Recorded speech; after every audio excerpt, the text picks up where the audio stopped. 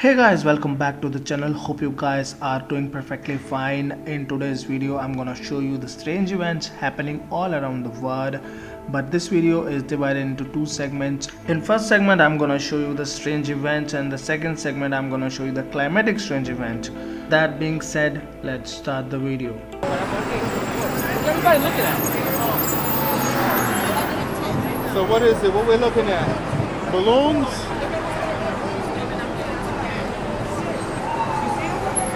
Who has binoculars? Can I see them? 'Cause I can't see.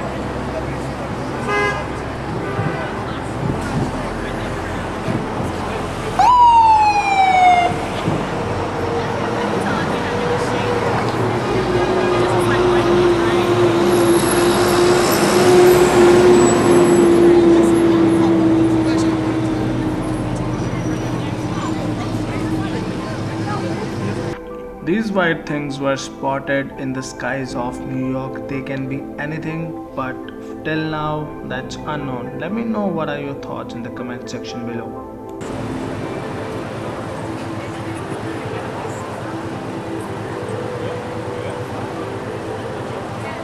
As you can see, these things are getting closer and going apart, still unknown. Let me know what you think.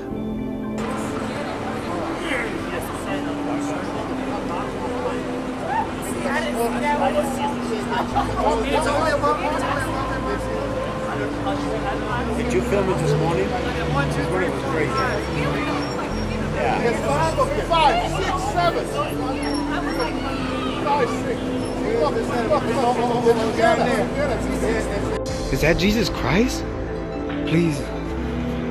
Please, my Father God. Mom, es un hombre. Es un hombre. Jesus, is that you? Papa Morales was outside his house in Burbank, California when he saw something strange in the sky. The unidentified floating object looks like a person descending from the clouds. Is that Jesus Christ?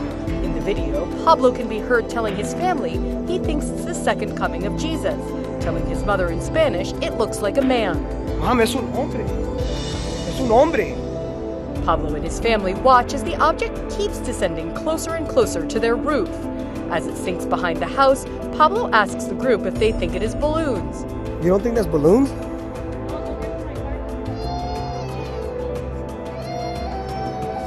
Looks like it's coming now. But when he went to investigate, he says there were no balloons. He also says that because the family lives near an airport, drones aren't allowed. Mom, es un hombre. Pablo isn't the first person to see what they believe to be a supernatural figure in the sky, of course. A man in Hoboken, New Jersey, captured this image in the clouds above the World Trade Center. On that night, two powerful beams of light were shining as a memorial to the victims of the September 11th terrorist attacks. A man snapped this photo of the memorial, but when he got home, he saw what looked like a human figure. And although it's not clear what caused either of these objects to appear, Let me know in the comment section below what you think they are.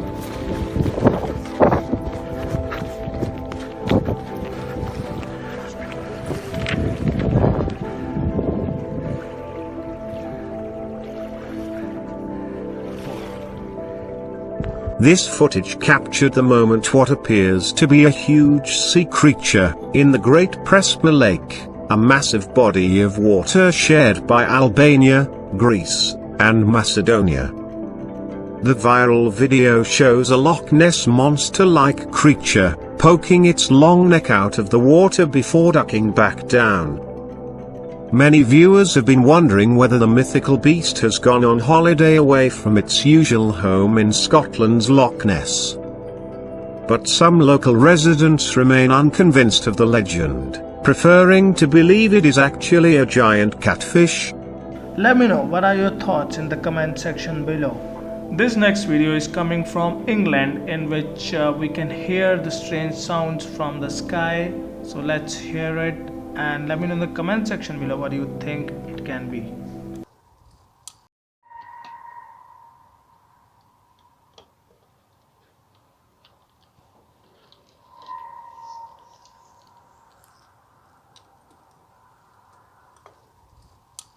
This light was seen in the sky in New York, and government officials says that this is due to the transform problem.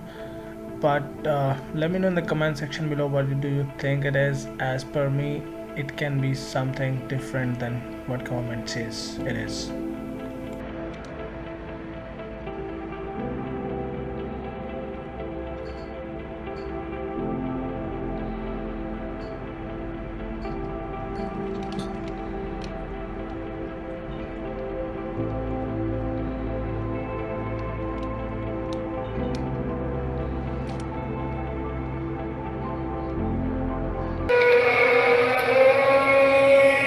Strange sounds are being heard around the world.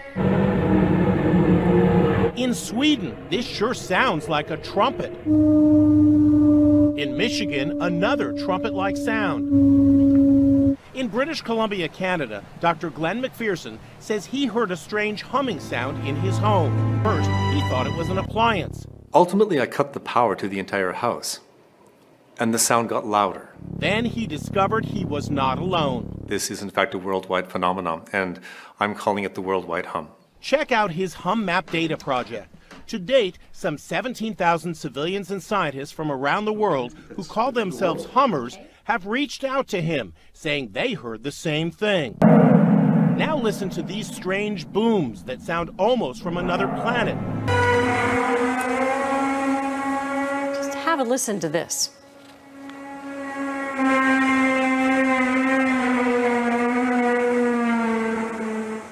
So what are you hearing? Well, we don't really know. The strange sounds were heard across Terrace, BC early yesterday morning and lasted for about 10 minutes. Speculation about what caused it ranges from the aurora borealis to aliens, or it could just be a prank.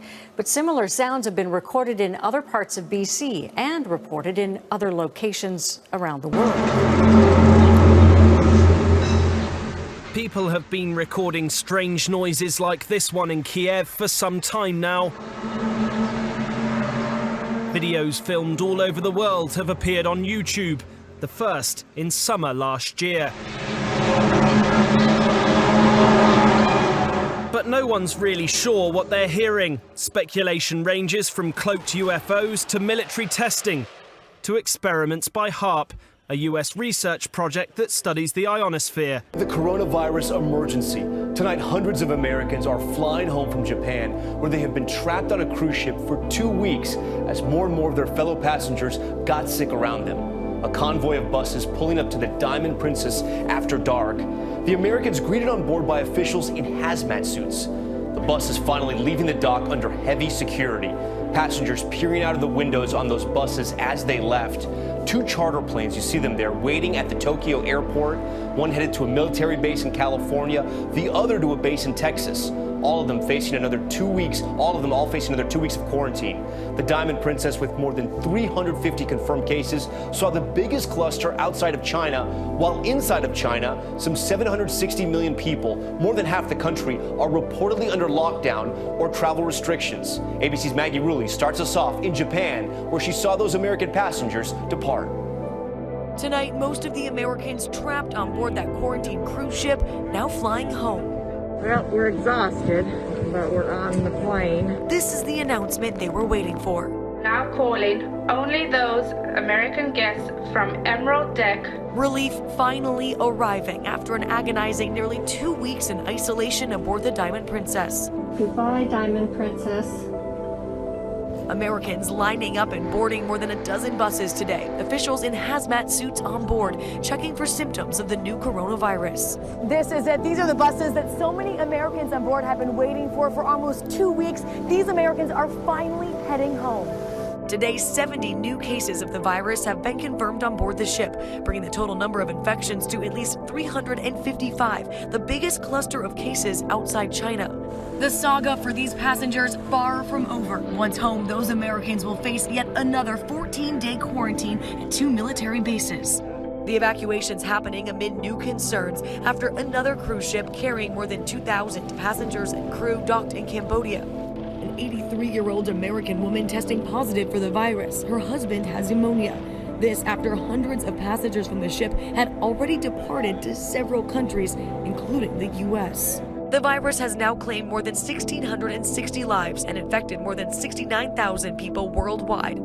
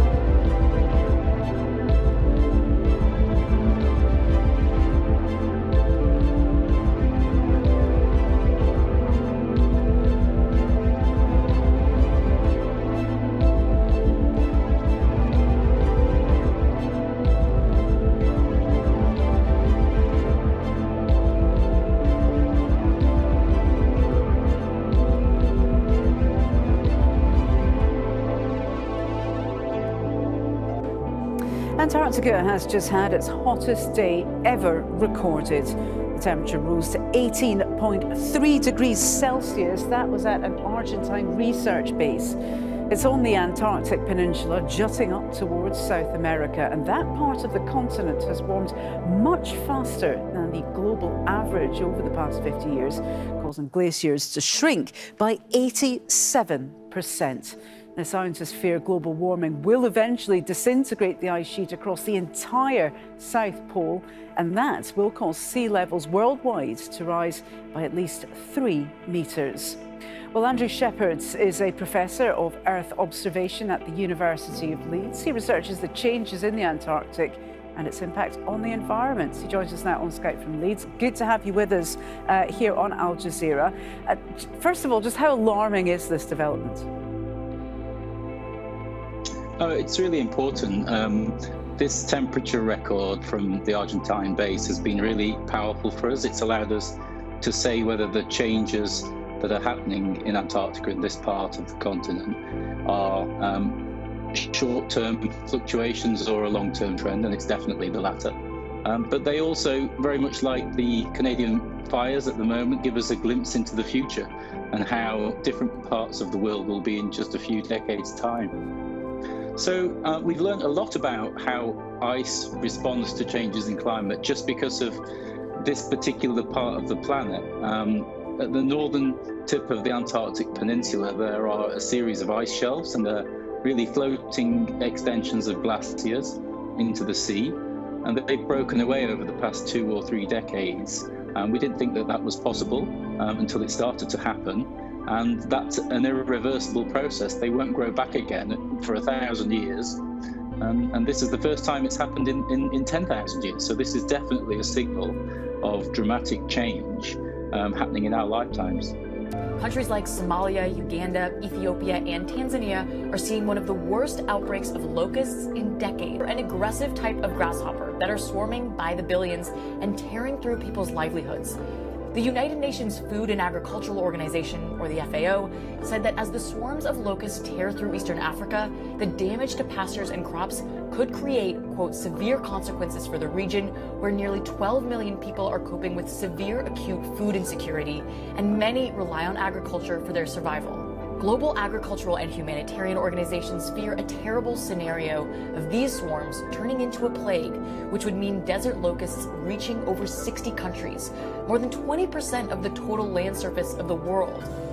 During plagues, the desert locust could damage the livelihood of a tenth of the world's population. As for reasons why, well, the region has experienced unusually rainy weather this year, creating moist conditions primed for locust reproduction. Climate experts tell NBC News that climate change could cause more cyclones in the East Africa region and therefore create better conditions for locust reproduction. A massive hatch is expected in February, but with certain conditions, the UN is estimating the locust population could increase, quote, 20-fold in 3 months.